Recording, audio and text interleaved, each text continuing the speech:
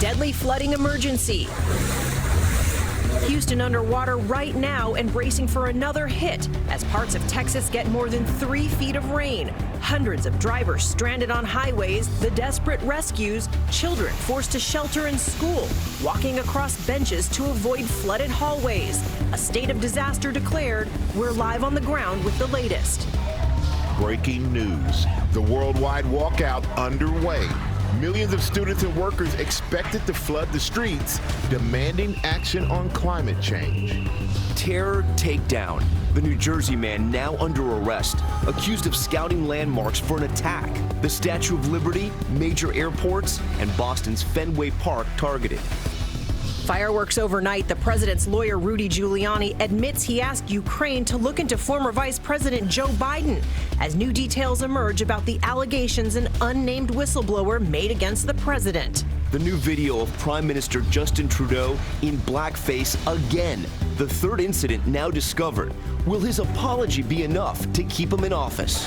It's here. As Apple fanatics line up around the globe, will the new iPhone 11 camera and the 3-lens Slow-Fi be a hit? And Hawkeye Hero, the Iowa college football fan who just wanted beer money, now using his viral campaign to help children in a huge way. He's here live only on GMA this morning. Live in Times Square, this is Good Morning America. Good morning, America. Great to have you with us on this Friday morning. Cannot wait to talk to that college student, Carson King, whose sign went viral. Yeah, he's raised a lot of money and he's doing something really great. It started for a thing about beer. He deserves at least a 6-pack. He's raised so much money and we're going to hear from him. We're really looking forward to that. Speaking of students, there are some really extraordinary scenes happening right now as that worldwide walkout gets underway. And it's really being led by teens. You can see them there. That's Berlin. All taking on climate change. Look at that crowd. Wow. Trying to make a difference. And before we get to that, we are going to begin with that deadly flooding disaster in Texas. Hundreds of cars trapped in water and hundreds of people rescued. Rob Marciano is in Houston with the very latest, and it's a tough time for my hometown. Rob, how you doing? I know, Michael. Michael, I know you know more than anybody just how vulnerable this city is to flooding. But honestly, this was an event that would have flooded any city. A record day of rainfall here for a September day. Water into hundreds of homes, hundreds of cars swamped and abandoned. It took an armada of 150 tow trucks working all night long to clear some of these streets. This after a day across southeast Texas that was nothing short of mayhem. This morning, officials in Harris County are saying more than 1,000 people here have been rescued so far. Coast Guard helicopter crews medevacuing patients out of the flood zone. Rescuers using everything from airboats, tractors, and dump trucks to pull people and pets to safety. When you get there and you see rivers of water flowing into these neighborhoods and impacting dozens of homes, it really is a heartbreaking scene. Guests and employees trapped by rising waters in this Beaumont hotel. Children at some Houston schools were told to shelter in place. It was total chaos on the roadways as parents try to reach their kids in a day that saw as much as 9 inches of rain. Stalled out cars littering the streets. Police recovering over 200 vehicles. Neighbors lending hands, pushing drivers free where they can. Even I chipped in. 1, 2, 3. 2 cars stalling right in front of us in less than 5 minutes. And this is one intersection. All around this city, cars are abandoned. It is an absolute standstill nightmare. Major freeways impassable. Traffic at a standstill. Hundreds of people stuck on the freeway for hours. The water rising to the door handles of SUVs. We're only seeing the very rooftops. Drivers abandoning their vehicles. Everybody was like, get out the car, it's about to get higher. Climbing ladders to the overpass to escape to higher ground. And north of Houston, rushing water spinning this car like a top. The driver escaping through the window. This high schooler jumping into action, saving a mother and her toddler when their car began to sink in a ditch. I kicked my slides off and I took my ID off, threw my wallet, and I just ran across in front of all the cars. I didn't care that those cars coming. I dived into the water. And at the city's biggest airport, a complete ground stop for a time, nearly 800 flights canceled. After getting more than 6 inches of rain in just 2 hours, cars and buses submerged on the roads to the terminals. The access road beyond that point is underwater, which means that everyone that managed to land here is now stuck. Bush Intercontinental Airport set to reopen for departures at 1:30 this afternoon. Schools are closed, and obviously there's still a lot of water in low-lying areas, so difficult getting around. I-10 just east of here is shut down because barges slammed into a bridge there, and they have yet to inspect it. This is so reminiscent of Hurricane Harvey just 2 years ago, Michael, and for many who live here, most people who live here, this came way too soon. Oh, yeah, they've been going through a lot there, Rob. Thank you so much for that. And unfortunately, it is not over yet. More rain is in the forecast this morning, and Ginger is tracking the latest. Good morning, Ginger. Good morning, Michael. If those pictures didn't tell you how big of a deal this was, Imelda now the 7th most rain ever in a tropical system in the United States. So Harvey's #1, and there are only 6 others before that. Gosh. So I wanted to show you exactly where the heaviest rain fell. It was actually east of Houston itself and north, closer to Conroe. Winnie certainly taking it to Beaumont. That's why I-10 was shut down there. The totals, 43 plus inches. We had 33 inches in Jefferson County in just 12 hours. And that's why we still have flood warnings out there this morning. But also because we could get another inch of rain. We've got more tropical moisture, Tom, fueling into southeast Texas through the day today. Even an inch could put more water on top of something that is so saturated. So true. We'll keep an eye on Houston all weekend. Ginger, thank you. Now to that terror arrest. Disturbing new details this morning about a New Jersey man accused of scouting dozens of high-profile locations for possible attacks, including the Statue of Liberty, the U.S. Capitol, and places like the George Washington Bridge. Whit Johnson is there this morning. Whit, good morning. Tom, good morning to you. Prosecutors say Alexei Saab trained with Hezbollah overseas and then came to the U.S. before 9/11 even happened. For nearly 2 decades, he's accused of conducting surveillance on so-called hotspots like the George Washington Bridge behind me here, and then feeding that information back to terrorists. For years, federal authorities say some of America's most iconic landmarks were watched and scouted for possible attacks. Times Square, the Statue of Liberty, the UN, major airports and bridges, dozens of locations in New York alone. This morning, 42-year-old Alexei Saab under arrest, accused of supporting Hezbollah. Hezbollah is a terrorist organization that's controlled and funded by Iran. They're across the world. They've been associated or involved in a number of attacks. The FBI says it's now recovering photos and videos from Saab's devices depicting highly populated locations in other major cities, like Boston's Fenway Park and the U.S. Capitol, where they say he looked for structural weaknesses to maximize damage. Saab was living in New Jersey. Investigators say he came to the U.S. in 2000, applied for citizenship in 2005, becoming a naturalized citizen just 3 years later. Authorities say he traveled to Lebanon 10 times in 17 years, getting extensive weapons training, AK-47s, M16s, and bomb making. Court documents showing drawings Saab allegedly made of explosives. It's those kind of locations that they're looking for because they want to inflict maximum fear and then potentially maximum economic damage on the United States. Prosecutors also say that Saab attempted to murder a man he suspected to be an Israeli spy, and that he confessed to a sham marriage in which he was allegedly paid $20,000 to marry a woman he hardly knew to try to gain her citizenship. If convicted, he faces years in prison. Tom?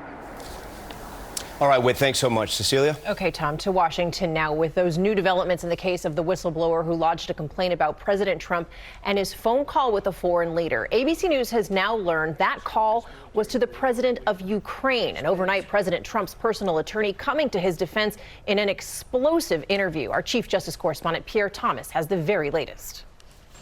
This morning, multiple sources telling ABC News that whistleblower complaint involved a phone call between President Trump and the president of Ukraine earlier this summer.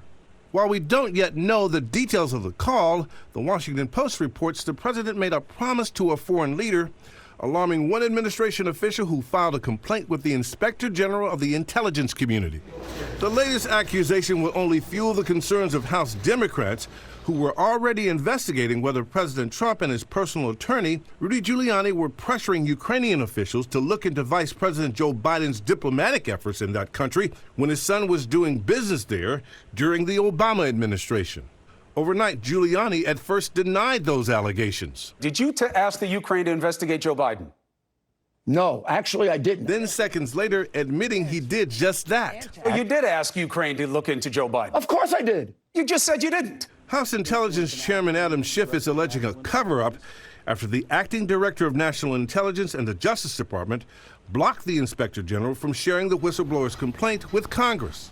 In a letter to Acting Intelligence Director Joseph McGuire, Schiff bluntly stated that McGuire and other administration officials were trying to protect the president. Do you stand by the statement in your letter? It likely involves either the president or people around him. But Giuliani showing utter contempt for Schiff and any congressional investigation. But if Adam Schiff sent me a letter, I would just tear it up and throw it in the garbage. Yeah, of course. Schiff vowing to go to court if he doesn't get answers. Another legal and political battle now fully engaged. The president on Twitter dismissing it all as fake news, denying any wrongdoing. Michael? All right, of course, Pierre Thomas, thank you so much. And now to the global protest that is underway right now. Students and workers all around the world are flooding the streets, demanding action on climate change. Maggie Rulli is at a demonstration in London with the latest. Michael, we're here with thousands of protesters right underneath Parliament. And what's so striking, besides just the sheer size of protesters here, are the age of people who are demonstrating. Almost all of them are students. This group behind me, just 9 years old. We spoke to a group of 17-year-olds who said they're here today to fight for their future. Now, the goal of this strike, and really all these strikes around the world, is to send a clear message to world leaders ahead of the UN Climate Summit happening this week in New York. And one of their many demands is to say they want to phase out all fossil fuels by 2030 and replace them with renewable energy. Now, another name that we've been hearing time and time again here in London this afternoon is they're talking about Greta Thunberg, that famous Swedish activist at just 16 years old has already become the face of this movement. She famously stepped out of class last year in Sweden for the first kind of solo climate strike. And now look at what her movement has become. We don't know exact numbers yet, guys, but it's looking like this will be the largest climate protest in our planet's history. Tom? All right, Maggie Rulli for us. Maggie, thank you for that. Now the latest on those rising tensions with Iran this morning. We're getting new images of the aftermath from the attack on the Saudi oil facilities as the White House considers a peaceful resolution, but also keeps military options for relatable on the table. Chief Global Affairs Correspondent Martha Raddatz is tracking the latest from Washington. And Martha, new clues this morning. Exactly, Tom. Saudi Arabia this morning giving journalists the first close-up look of that destruction from the cruise missile and drone attack less than a week ago, flying a group of reporters and photographers, including from ABC, to the badly damaged Aramco oil field. The most striking damage seen was to a stabilization tower with twisted metal evident, and on the ground, huge pipes mangled and pierced by the exploding drones and missiles. This comes as the full National Security Council meets today to discuss the response to the attacks. Officials say everything is on the table, from non-military options to a robust retaliatory strike, which would require additional U.S. forces in the region, and some officials fear could risk major escalation. A senior administration official telling ABC that the Pentagon will push for a more measured response. Cecilia? So much on the line there. Okay, Martha, thank you. We'll turn now to that growing trouble for Canadian Prime Minister Justin Trudeau. More images surfacing showing him in black and brown face. And all of this is happening in the middle of a tough re-election campaign. Gio Benitez is there in Montreal with the very latest. Good morning, Gio. Hey, Cecilia, good morning to you. Yeah, his political opponents are calling on him to step down, but his allies are rallying around him. And this morning, Trudeau is apologizing, but not resigning. Canadian Prime Minister Justin Trudeau apologizing yet again following the revelation of a third blackface incident, this time captured on video in an undated clip broadcast on Canada's Global News. It was not something that represents the person I've become, the leader I try to be, and it was really embarrassing. The video surfacing just hours after Time magazine first published this photo of Trudeau wearing dark makeup from head to toe while working as a 29-year-old teacher. The photo was published in a private school yearbook. Dressed up in an Aladdin costume and put makeup on. I shouldn't have done that. I should have known better, but I didn't, and I'm really sorry. Trudeau saying he also used dark makeup as a teenager to impersonate singer Harry Belafonte. When I was in high school, I dressed up at a talent show and sang Deo with makeup on. Trudeau, who comes from one of Canada's most prominent political families, says he should have known better. I've always acknowledged that I come from a place of privilege, but I now need to acknowledge that that comes with a massive blind spot. And it's not clear how much this will affect Trudeau here in Canada because many people here are willing to forgive him. But again, he is up for re-election, and Election Day is just about a month away. Michael? All right, Joe, we'll see if it affects him soon. And now to some startling new developments in the vaping emergency. Another death reported, this time in Missouri. And the CDC now confirming there have been more than 500 cases of lung injuries associated with vaping. The FDA is now launching a criminal investigation. Lindsay Davis is here with the details. Good morning, Lindsay. Good morning to you, Michael. Yes, as you said, this morning, Missouri officials are reporting the first recorded vaping-related death in the state, bringing the nationwide death toll to 8. The victim, a man in his 40s who had a history of vaping but normal lung function prior to started vaping in May of 2019. Now, the CDC reports the number of cases involving vaping-related illness has spiked. 530 people in 38 states and 1 territory have experienced lung injuries associated with the use of e-cigarette or vaping products, a surge of 150 cases in just the past week. And now the FDA is revealing that it's pursuing a criminal investigation into these vaping-related illnesses. Seems like every day we're hearing about a vaping-related illness or death. And health officials, they say that most of the patients are young and male. That's right. 3/4 of them actually under the age of 25. In the cases where they have the complete data, the majority of the patients are young adults who had a history of e-cigarette or vaping use, the majority of the male. The CDC has yet to find one particular ingredient associated with these incidents. However, they are insisting that users not add anything to their cartridges and avoid the black market as well. A lot of unknowns out there still. All right, thank you so much, Lindsay. All right, guys, we're going to switch gears a little bit. We've got a big day for Apple fans out there. The new iPhones, they're out. Wait no more. The long lines have been forming at stores all around the world. Look at these lines there. That's a live shot of the Apple store here in New York. The new iPhone 11 promises a longer battery life, and the Pro model has that now infamous 3-lens camera that can shoot the so-called Slow-fee. That's what I need. The slow-fee. Slow-fee. You need a slow-fee. Apparently it's infamous. I just found out about it today. So. You're not living if you don't have a slow-fee in your life. I'm just saying. We need a slow-fee. All right, and we're following so many other big stories this morning. Take a look at this, a mid-air scare, a plane dropping 30,000 feet in minutes. This is a wild story. The passengers on that terrifying ride now speaking out. And new trouble for NFL star Antonio Brown. Nike dropping its sponsorship as he faces that sexual assault allegation. We'll tell you what he told reporters overnight. But first, let's head back over to Ginger. And no, my friends, these are not pictures from Houston, but instead Mobile, Alabama. They had their own tropical moisture hit in a front down there. At least 30 water rescues. They had more than 7 inches of rain reported. And now we've got severe storms and flash flood potential in the area here. So northern plains into Minnesota. Keep an eye in western Nebraska, too. There's even a tornado threat today. Your local weather is coming up in 30 seconds. First, though, we've got the weekend getaways, sponsored by Edward Jones. This is the age of expression. Everyone has something to say. But in a world full of talking, shouldn't somebody be listening? So, let's talk. We are Edward Jones. With one financial advisor per office, we're built for hearing what's important to you. One-to-one. Edward Jones. It's time for investing to feel individual. Another morning that is starting out quite chilly. Feels like early November, really. So have something on your arms, a light jacket ready to go. You'll lose that jacket by lunchtime today. 74 your temperature, 81 degrees by 4 p.m. Tomorrow, 88. It's still looking like a day with bright sunshine across the area. Humidity, not bad until we get to Sunday. So Sunday, I'm calling hot. We're close to 90 degrees, could even be above 90 in a few neighborhoods. Same thing on Monday. And Monday, just a slight chance for a passing shower. Had some festive dancing in that break. Go with that nice festive What top. happens in a break There we go. stays in a break. Thank you very much. I'm just talking about wardrobe here. We'll be right back.